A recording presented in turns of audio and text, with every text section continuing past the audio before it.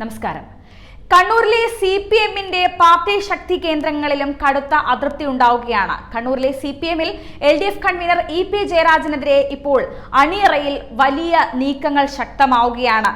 Convener സ്ഥാനം പോകുമെന്ന് ഉറപ്പായിരിക്കുന്നു. ഏതാണ്ട് ലോക്സഭാ തെരഞ്ഞെടുപ്പിലെ തോൽവി വിലയിരുത്താൻ ചേർന്ന ജില്ലാ കമ്മിറ്റി യോഗത്തിൽ EP ജയരാജനെതിരെ അതിരൂക്ഷമായ വിമർശനങ്ങളാണ് പാർട്ടി ഉയർത്തിക്കാട്ടിയത്. LDF കൺവീനർ സ്ഥാനത്തിരിക്കുന്ന EP ജയരാജൻ വൻ പരാജയമാണെന്നും കൺവീനർ സ്ഥാനം രാജിവെക്കാൻ തയ്യാറാകണമെന്നും ചില അംഗങ്ങൾ ആവശ്യപ്പെട്ടിരിക്കുന്നു എന്ന വിവരങ്ങളാണ് പുറത്തുവരുന്നത്. കണ്ണൂർ ജില്ലയിൽ ഒതുങ്ങിയാണ് EP ജയരാജൻ പ്രവർത്തിച്ചുകൊണ്ടിരിക്കുന്നത്. സംസ്ഥാനാടിസ്ഥാനത്തിൽ പ്രവർത്തിക്കേണ്ട EP ജയരാജന്റെ സാന്നിധ്യം പരിപാടികളിൽ ഉണ്ടായില്ല. കാസർഗോഡ് മണ്ഡലത്തിൽ തിരഞ്ഞെടുപ്പ് ചുമതലയുണ്ടായിരുന്ന EP-ക്ക് സ്വന്തം മണ്ഡലമായ കല്യാശ്ശേരിയിൽ നിന്ന് പോലും ഉണ്ടായ വോട്ട് ചോർച്ച തടയാൻ സാധിച്ചില്ല എന്നത് വലിയ പരാജയമാണ്.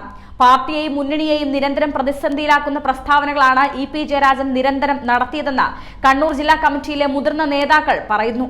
മുസ്ലിം ലീഗിനെ മുന്നണിയിലേക്ക് ക്ഷണിക്കുന്ന വിധത്തിൽ EP 3-ലേറെ തവണ പ്രസ്താവനകൾ നടത്തി. പാർട്ടി സംസ്ഥാന സെക്രട്ടേറിയറ്റിൽ വിമർശനം ഉയർന്നിട്ടും ഈ കാര്യത്തിൽ അദ്ദേഹം മുന്നോട്ട് പോയില്ല. BJP സ്ഥാനാർത്ഥികളിൽ യോഗ്യന്മാരുണ്ടെന്ന EP-യുടെ ഏറ്റവും വലിയ പ്രസ്താവന തിരഞ്ഞെടുപ്പ് കാലത്ത് അണികളിൽ വലിയ ആശയക്കുഴപ്പമുണ്ടാക്കി.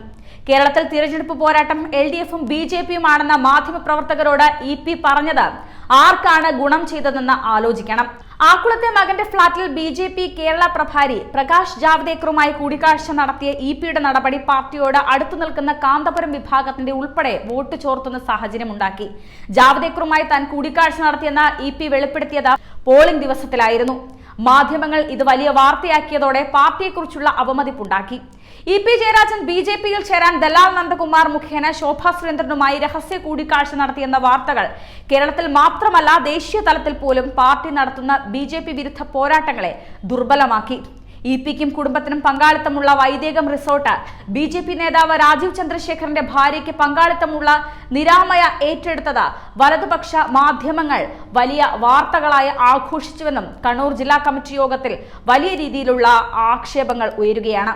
തിരഞ്ഞെടുപ്പ് പരാജയത്തിന് മുഖ്യ കാരണമായി EP ജയരാജനെ പ്രതിക്കൂട്ടിൽ ചർച്ചയിൽ പങ്കെടുത്തപ്പോഴും കേന്ദ്ര കമ്മിറ്റി അംഗമായ EP ജയരാജന് അനുകൂലമായി ഒരു വാക്കുപോലും അവലോകന യോഗത്തിൽ പങ്കെടുത്ത സംസ്ഥാന സെക്രട്ടറി MV ഗോവിന്ദൻ പറഞ്ഞിരുന്നില്ല എന്നത് വലിയ ശ്രദ്ധേയമാവുകയാണ്. എന്നാൽ മുഖ്യമന്ത്രി പിണറായി വിജയനെതിരെയുള്ള വിമർശനങ്ങൾ പ്രതിരോധിക്കുകയും ചെയ്തു.